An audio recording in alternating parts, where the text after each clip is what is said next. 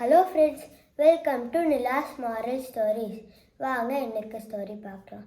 ஒரு ஊரில் ஒருத்தர் இருந்தாராம். அவர் அவரோட பழைய வீட்டுக்கு அப்பப்போ போவாராம். அந்த பழைய வீட்டில் அவர் நிறையா பழைய சாமானெல்லாம் வச்சுருப்பாராம். பழைய சாமானம்னா அவர் சின்ன வயசில் விளையாண்ட சாமானங்கள்லாம் வச்சுருப்பாராம். அதில் ஒரு 3 உண்டியல் அவர் எப்போவுமே வெளியே வச்சுருப்பாராம். மிச்சதெல்லாம் உள்ள ஒரு பெட்டிக்குள்ளே வச்சுருப்பாராம். அந்த 3 உண்டியல் அவருக்கு எதுக்கு யூஸ் பண்ணுவாராம்.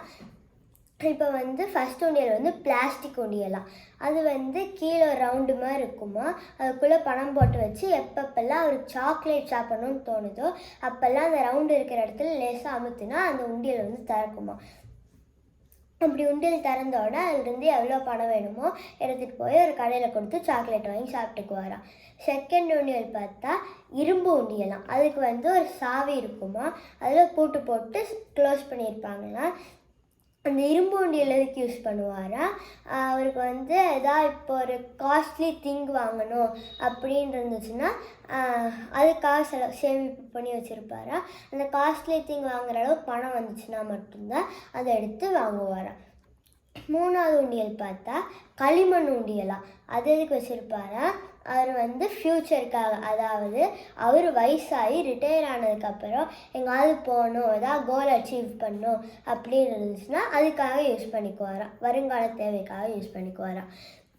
அப்போ அவருக்கு அந்த பழைய வீட்டுக்கு போனப்போ அந்த அந்த களிமண் உண்டியல் பார்த்தோன்னா அது உடைக்கணும்னு உள்ள ஒரு இன்டென்ஷன் தோணுச்சான். அப்போ தான் அவர் ஒரு புக் எழுத ஆரம்பித்தாராம். அந்த புக்கில் என்னென்னு எழுதினாராம். நம்மளோட சேவிங்ஸ் நம்ம சேவிங்ஸ் பண்ணோம். எப்படின்னா நம்ம 3 பேங்க் அக்கௌண்ட் வச்சுக்கணும். ஒரு பேங்க் அக்கௌண்ட்டில் நம்மளோட நீட்ஸ், அதாவது நம்ம மருத்துவ தேவைகள், சாப்பாடு, இதுக்கெல்லாம் தனியாக இதெல்லாம் நம்மளுக்கு வேணுங்கிறது. ஸோ அதெல்லாம் ஒரு தனி அக்கௌண்ட்டில் அதுக்கு தனியாக பணம். அப்புறம் நம்ம ஆசைப்படுறத வாங்கணும் அப்படிங்கிறத ஒரு தனி அக்கௌண்ட்லேயும் நம்ம வருங்கால தேவைக்கு, அதாவது ஃப்யூச்சரில் யூஸ் பண்ணுறதுக்கு வேண்டி ஒரு தனி அக்கௌண்ட்டும் வச்சுக்கணும். அப்போ ஒருத்தர் 20,000 ரூபா சேல்ரி வாங்குறாருன்னா அவர் 15,000 ரூபா அவரோட நீட்ஸுக்கே வச்சிடணும், அதாவது தேவைகள் அதுக்கே வச்சிடணும். அப்புறம் 3,000 ரூபா அவரோட ஆசைகளுக்கும், மிச்சம் 2,000 ரூபாயை அவரோட வருங்கால தேவைக்கு, அதாவது ஃப்யூச்சருக்கும் வச்சுருப்பாராம். அப்போ இப்படியே வச்சுருக்கணுமா. அப்போ தான் நம்மளுக்கு எல்லாத்துக்கும் சரி சமமாக இருக்குமா.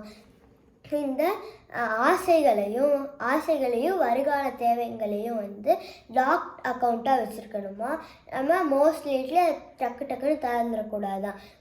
நம்ம இந்த நீட்ஸ் அப்படிங்கிற அக்கௌண்ட்டில் தான் பணத்தெல்லாம் எடுத்து செலவு பண்ணணுமா. அதுவும் ஒரு பட்ஜெட் போட்டு அதில் தான் செலவு பண்ணணுமா. இப்போ நம்ம ஒரு பொருள் வாங்கணும்னா அது ஃபஸ்ட்டு ஆசைக்காக வாங்குறோமா கிடையாது நீட்ஸுக்காக வாங்குறோமா அப்படின்னு பார்க்கணும்.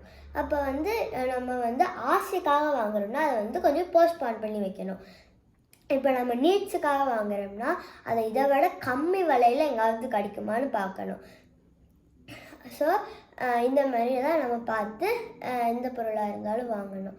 So moral of the story என்னென்னா, நம்ம நம்மளோட நீட்ஸுக்கு தனியாகவும்